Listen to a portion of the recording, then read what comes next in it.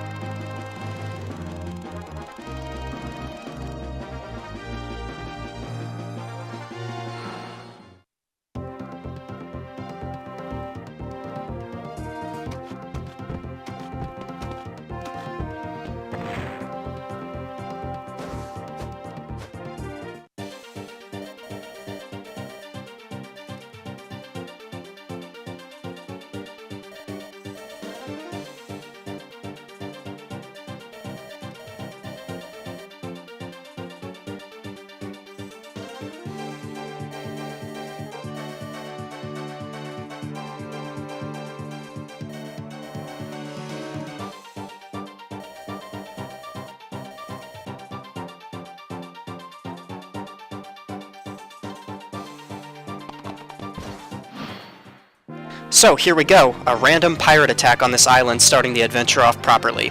Everyone's inventory, stats, and everything else have carried over exactly from the prologue, and the whole gang's here. We got Marth, with his portrait looking a little older now to reflect 2 years going by and probably the loss of a lot of innocence.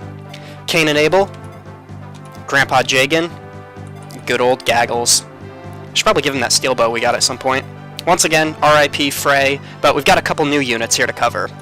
The first is Drog, who we saw in the end cutscene of the last episode. He's our first knight, a class with very good defense, intended to act as a tank to block damage to the rest of the party. Drog's stat growths are weird for a knight, to say the least. The strength and defense he starts with are pretty good, but he has poor growths in both of them, even for this game. His speed is weirdly high for a knight, too, which definitely helps him with not getting doubled as much as he otherwise would, but it just kind of gives the sense that he picked the wrong career in life. Second new unit is our first playable Pegasus Knight, Sita. She's the princess of the island Marth's been staying on and has become good friends with him, probably bonding over using the same brand of hair coloring. Stat-wise, she's a pretty typical Pegasus Knight in that she's really fast but also really fragile. 7 base defense is good, but with a 10% growth, it's probably not going to go much higher. Her other main problem is her 20% strength growth. If she gets lucky and levels strength more than the average says she should, Sita is ridiculously good. If not, she's going to start struggling to kill later. But she's got a secret weapon that helps her make up for it. I guess it's not a secret, it's actually right there on the screen. But that's for later, let's get this map going. First things first, if you're watching the opening cutscene, it introduces these guys, Thieves. Thieves are weak in combat and will generally avoid fighting your characters if possible, preferring to cause trouble by running to villages and blowing them up. This prevents Marth from visiting them and getting the item, but if you go to a city first, it'll be safe from thieves. They won't be able to hurt it. They also give more experience, which Jagan and Cain will demonstrate.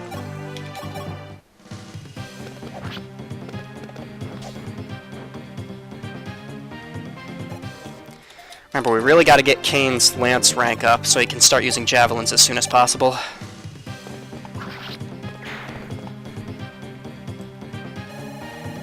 Yeah, almost half a level from that guy. As for Marth, he has a new option in his menu, Convoy. This lets you store 200 items of any kind, so weapons, items, medicine, whatever. And Marth and anybody standing next to him can access it. From now on, if a character's inventory is full, we don't have to throw any new items we get away permanently. They'll be sent to the convoy instead, so that's really handy. Also, the person you send as the decoy in the prologue will have all their stuff deposited in the convoy at the beginning of this chapter. So, these are all of Frey's items. We got his sword, his lance, his vulnerary, so he did one more good thing for us. What a guy. Anyway, even though we already took out the thief, let's go to the village anyway.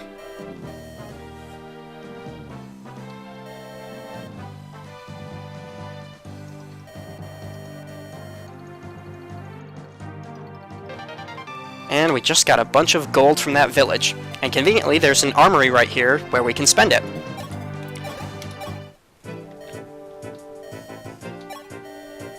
Every shop has a different stock, and there's no guarantee when you'll find another opportunity to buy something in particular, so it's generally a good idea to stock up early rather than late. Shadow Dragon throws a lot of money at you right at the beginning of the game, so there isn't much need to conserve right now. That being said, this guy's really only selling basic iron weapons, so not really interested in those, but what I am interested in are these sweet, sweet 1 to 2 range javelins. I'll buy one iron lance for Sita, since she doesn't have one. She doesn't start with one. And then a whole bunch of these, because you really can't have too many javelins. I'm probably going to spend about 5,000 gold on javelins. There, that's good. Some of those went to the convoy, the rest of them went to her inventory. So that's half our money blown on javelins, but trust me, it's worth it. The rest of this map consists of a lot of pirates, which are kind of like the fighters we fought earlier. The fighters we fought. In the sense that they use axes, so they're strong against lances and weak against swords. Pirates can also walk on water. Maybe they're swimming, I don't know. And there's 3 right here, but these guys are going to start ambushing us. They're going to come over the water. They move slower over water than they would over land. It slows them down a little bit. And then some of these guys are going to be coming up the main drag here. So it's actually pretty easy to get overwhelmed in this map if you don't know what you're doing, especially if you're playing on hard mode and you don't get the vulneraries that we got from the... Grab a couple extra javelins here. Probably Abel's going to have to give one to Cain later. It's easy to get overwhelmed if you don't have the vulneraries. You don't get those on hard mode. We only got them because we played the prologue. And we'll have Gordon visit some houses, why not?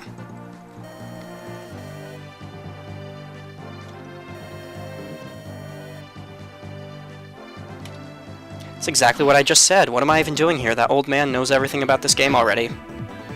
I'm useless. Drog isn't useless, though.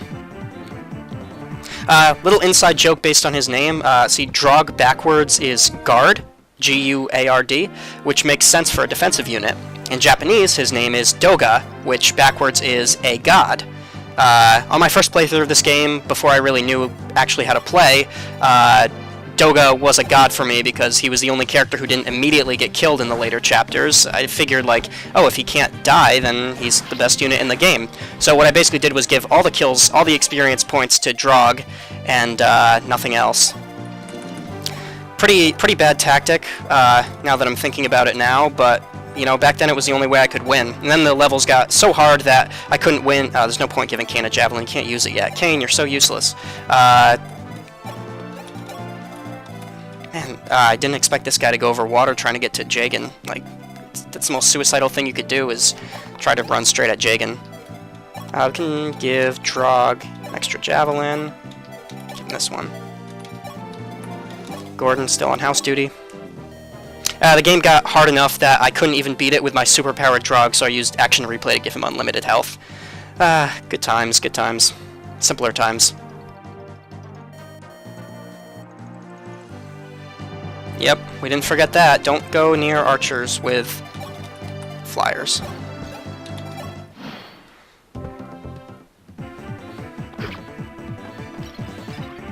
Drog does a pretty good job here with his Iron Lance he starts with. He takes out exactly half of their health, which is pretty good for softening them up for other people in the party.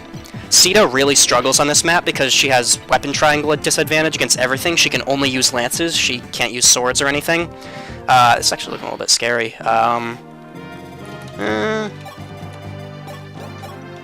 Yeah, if I move anybody up, they're just going to be within range of, like, 3 pirates, depending on how many I can take out on this turn. Well, let's see. Marth can do this. Yeah, see, Marth can't take them out. He's just a little bit too weak. Can Cain? Cain can. I'm using lances with him because, you know, he still has a pretty good chance to hit, 88% even with the lance and the weapon triangle disadvantage, and we really need to get him that lance rank. Once he can use javelins, his usability will just get so much higher. And we'll have Sita throw javelins from behind the safety of Doga, Drog. Pretty good chance to hit on that. Yeah, so she's at disadvantage, but it's important to let her get these kills while she can before the enemies get even stronger later on. Any chance for her to get more strength is needed, and even with the flaws that are in her stats, the potential that she brings to the table as a flying unit is just immense. I predict she's going to turn into one of the MVPs of this run, just because she turns into the MVP of almost every Shadow Dragon run without fail. The only thing I'm a little scared of here is that Gordon's kind of exposed, so let's... Oh, Sita too. So let's see if we can just block those off with... I just don't... Yeah, okay, these guys can't reach the land. They're not going to be able to hit Abel. Abel can take a couple hits. He could probably dodge most of these with his sword. And he doubles them, so that's cool. Please get a good level up. We didn't get very many good levels in the prologue. Speed, I'll take it. Strength and defense would be nice, too. Put Marth here. Gordon still hasn't gotten his bow. On the early versions of this game, you could kind of cheese enemy AI a little bit with Marth, because they would prioritize Marth over everything else. For good reason, because if he dies, that's a game over, so the AI considers that an instant win condition for it to take out Marth, but the problem is they'll go for Marth all the time, in any situation, no matter how stupid it otherwise would be, just because he's Marth. So by doing that, they wouldn't attack enemies that they could easily kill. They wouldn't attack your units that they could kill. They would go for Marth instead if he was in range.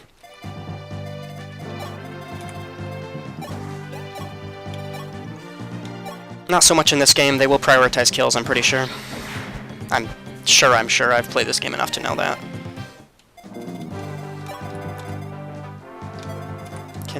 No, I can't go... Oh, I left Sita to expose... Oh, not really. She's only exposed to one. That's not too bad.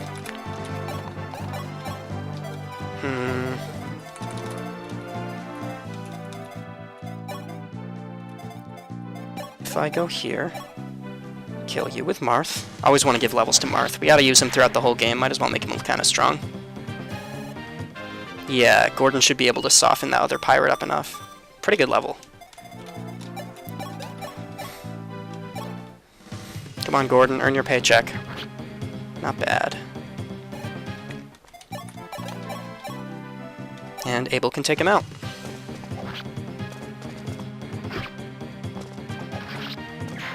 You can see how hard this would be if we didn't have any healing items. I don't think I'm going to need to use any of the vulneraries, but... Okay, can't hit anybody important. I think if I move Jagan, he'll be able to travel down through the fort, so I'm just going to leave Jagan there. Cain just can't reach. Hey, you know... You'd be able to reach if you could use javelins, you useless. Anyway.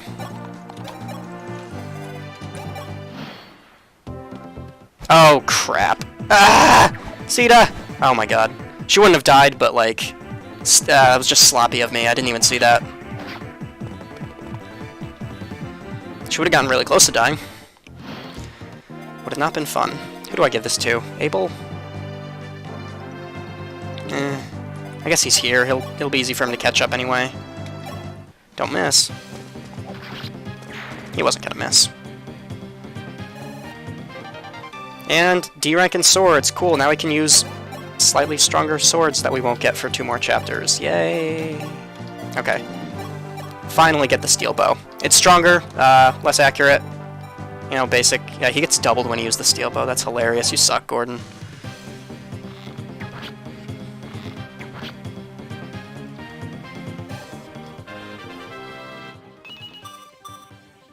Yep. Still bad. Anyway. This is payback for almost shooting her out of the sky, which totally wasn't my fault. I'm a master strategist and I'm very good at this game. Please, strength. Okay. I mean, everything else. That's important. Won't complain. Complain a I guess we can...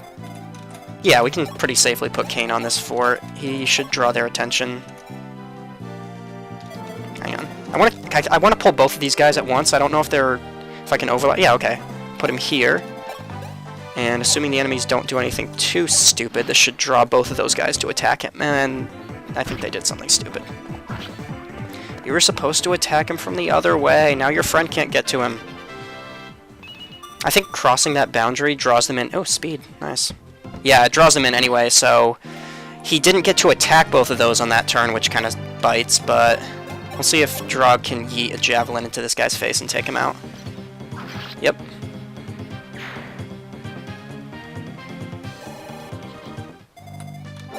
Oh man, wish Abel was closer.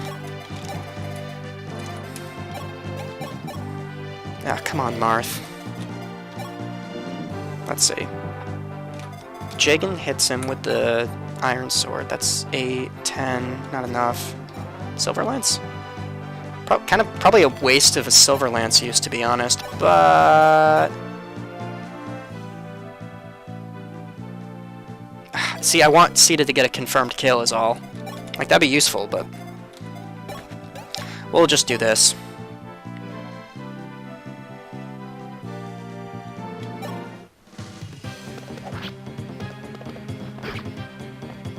See, it's less about taking out the enemies, because I know, like, there's many different combinations of attacks I could use that would wipe these two guys out, but I just want to give experience to the right people, the people who are better, or the ones I'm planning on using in the long run. Cain's probably not one of those. Though he does pretty perfectly set this up for Marth. I just hope Sita can take out that last pirate. She should be able to. Her hit rates are pretty good on it. And I don't think anybody's in dying. Anybody's in danger of dying if she doesn't.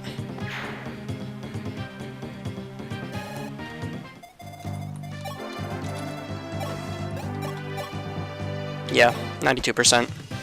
That's basically a guaranteed hit, he said, sweating.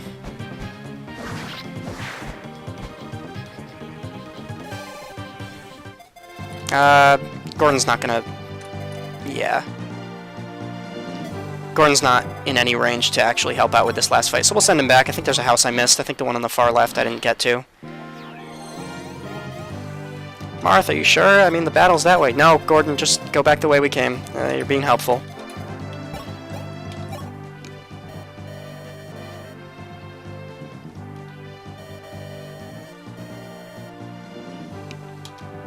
A town called Galder and run by a guy called Gomer, huh? I wonder if we'll run into those things later, like in one chapter.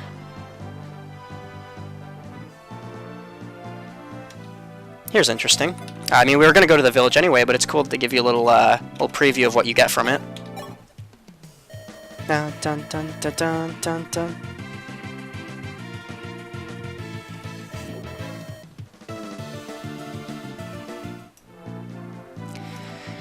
And this is Riss. He's a healer. The first healer. He's a little better than not having a healer. He comes with a basic healing staff, which restores health based off a certain calculation relative to his own magic skill. Unfortunately, his own magic skill, along with all his other stats, and all of his growths, are awful. He's got decent luck and resistance growth, but that really isn't saying much. It doesn't make a unit good. His role is to keep you alive for the rest of this chapter, and for the entirety of the next chapter, until we get a healer who's better in every possible way. So for now, he's going to stay here and heal up anybody who gets hurt from my own stupidity. Here's the boss. Gazak. Gazak? Who knows? Unlike previous bosses, he's actually pretty tough. He's a little bit scary to fight, actually. He does a lot of damage. We can't take 2 hits from him. But like previous bosses, he doesn't move from his castle spot. You can see his range there, and he also doesn't have any form of ranged attack. All he's got is his steel axe, so he can only attack when you're right in front of him. So there's nothing stopping us from just plinking him to death from afar with javelins and stuff. That's exactly what we're going to do.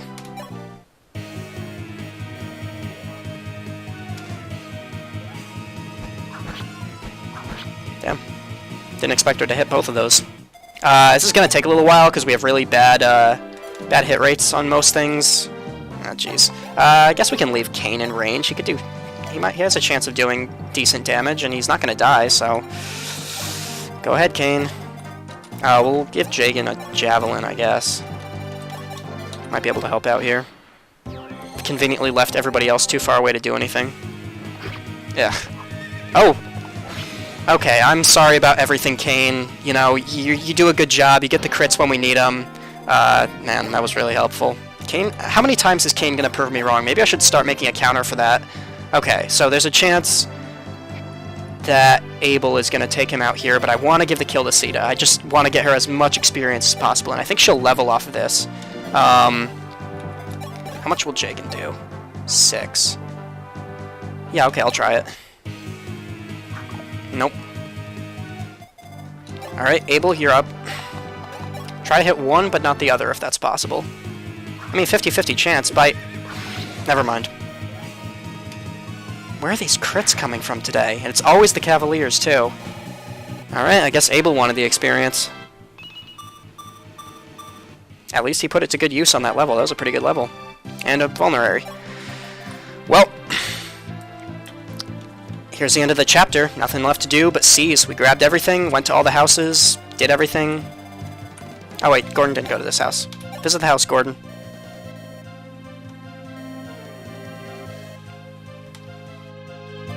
We don't have a knight, we only have a god. Anyway, let's go.